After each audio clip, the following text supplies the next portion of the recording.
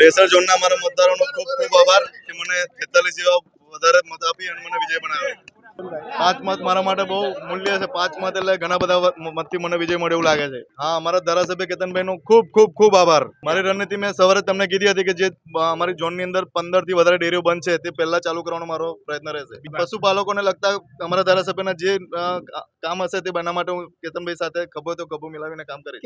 ના, અમારી લડત કેતનભાઈ સાથે રહેશે. હું ચાલુ રહેશે લડત અમારી. અમારા ધારાસભ્ય જેવું મને કહેશે તે રીતે હું કરીશ. કામ કરવાના. હા, દૂધ ઉત્પાદકોના હિતમાં જ મારો નિર્ણય રહેશે. અને 14 બંધ પડેલી ડેરીઓ એ પ્રથમ ચાલુ કરવાની મારી પ્રાથમિકતા રહેશે.